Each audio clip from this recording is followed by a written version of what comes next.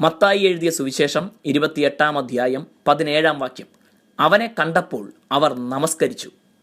ഉയർത്തെഴുന്നേറ്റ യേശു തങ്ങൾക്ക് പ്രത്യക്ഷനായപ്പോൾ ശിഷ്യന്മാർ തന്നെ ആരാധിച്ചു.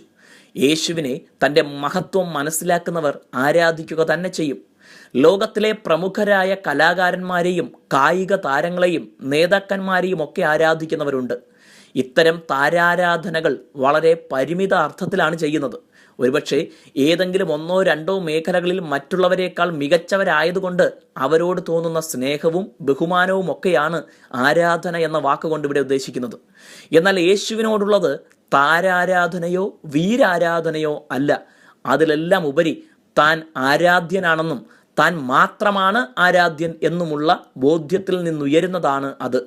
യേശുവിൻ്റെ ഗുണവിശേഷങ്ങൾ അറിഞ്ഞാൽ അഥവാ യേശുവിനെ കാണേണ്ട പോലെ കണ്ടാൽ ആരും പരപ്രേരണ കൂടാതെ ഹൃദയാന്തർഭാഗത്ത് നിന്ന് തന്നെ ആരാധിച്ചു പോകും.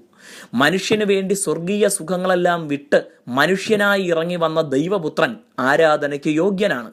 പാപം ചെയ്യാനുള്ള പ്രേരണാ ഘടകങ്ങളെല്ലാം ചുറ്റുമുണ്ടായിരുന്നിട്ടും പാപം ചെയ്യാതിരുന്ന ഒരേ ഒരുവൻ യേശു മാത്രമാണ്. തൻ്റെ ശക്തിയും അധികാരവും വെളിപ്പെടുത്താതെ ഉള്ളിൽ ഒതുക്കി വച്ച് പീഡിപ്പിക്കപ്പെടാനും അടിയേൽക്കാനും മുൾക്കിരീടം ധരിക്കാനും ക്രൂശ് ചുമക്കാനും ഒടുവിൽ ക്രൂശിൽ മരിക്കാനും സ്വയം ഏൽപ്പിച്ചു കൊടുത്ത യേശുവിൻ്റെ മഹത്വം വർണ്ണനാതീതമാണ്. പാപപരിഹാരം വരുത്താൻ തനിക്കു മാത്രമേ കഴിയുകയുള്ളൂ എന്നറിഞ്ഞ് അത് നിർവഹിച്ച ക്രിസ്തു ആരാധ്യൻ തന്നെയാണ്.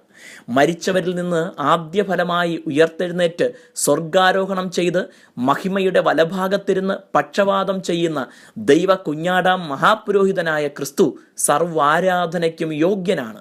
തൻ്റെ വിശുദ്ധന്മാരെ തൻ്റെ അടുക്കലേക്ക് ചേർക്കാൻ വരുന്ന നമുക്കായി വാസസ്ഥലമൊരുക്കുന്ന ക്രിസ്തുവിനെ കണ്ട് നമസ്കരിക്കാം. ദൈവം നമ്മെ ധാരാളം അനുഗ്രഹിക്കട്ടെ.